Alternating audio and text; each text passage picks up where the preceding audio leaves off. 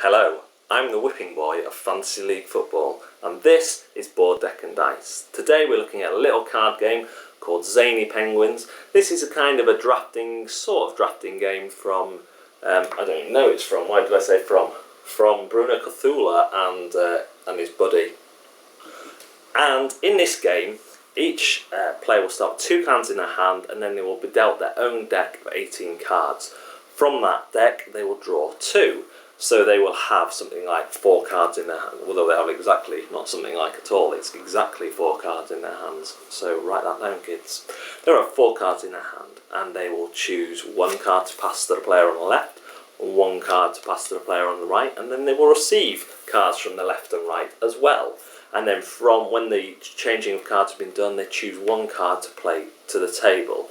What you're trying to do is build up on the table a numerical value in the same colour that is high enough to win, but also leave you enough in your hand to get a good score, because if you have the highest numerical value on the table, you get to score all the cards of that colour in your hand. So if I've won the Blues with a 6 and a 5 with 11 points, everyone else has got less than 11 on the table, then I look at my hand and I take out all the Blues and I will score all those. So I will score 12 points there. If let's take those away for a minute so I don't confuse myself. If I don't have the highest total, so with the greens I don't have the highest total, I will score the lowest card in my hand of that colour. So I look, I've got a 6, but that's not lower than 3, so I will score a 3 in that colour. So let's say again that 5 isn't the highest, there's someone with 7 in yellows, then I will score the lowest card in my hand. But now, the lowest card in my hand, the only card in my hand, is the 9. So I scored quite a lot, even though I didn't win on numerical value. Now, the red and black cards are useless to me because I didn't have any of those on the table. So I can't score any of those.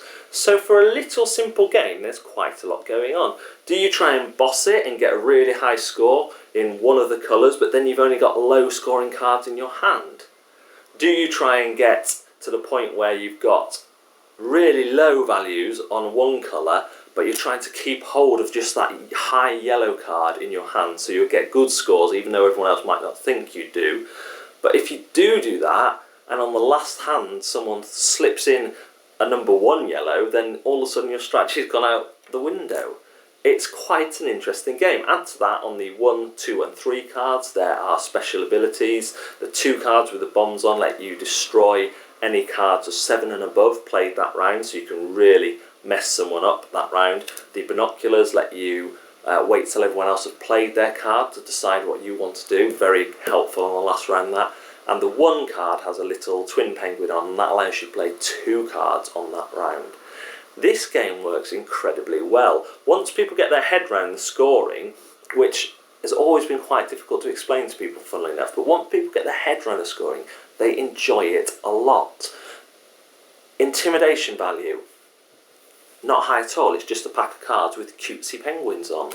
Rulebook. Now, I laugh because I feel like this rulebook deliberately uses more difficult words than it has to explain relatively simple terms.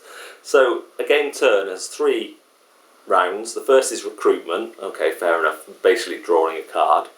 Then is the second round where you're passing the cards on, the drafting kind of mechanism, infiltration of the saboteurs. And then the last round where you're playing a card to the table, the last step of the round, is called troop disembarkation. So it's kind of a little bit tongue-in-cheek.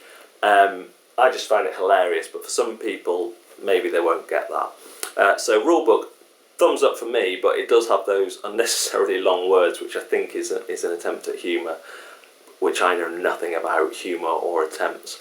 So this game is great. I like it. It's a great filler game, but there is some strategy there. I would recommend, especially if you've got people who are playing it for the first time, you allowed to play 2 rounds on a night to, just to get enough time in, just get the strategy down, basically. So that's Zany Penguins. I've been Yeah, I just simply can't remember the name I said at the start. It's disappointing, isn't it? Some of you I know watch just for that. I will do better with my memory next time, and you've been watching Board, Deck and Dice.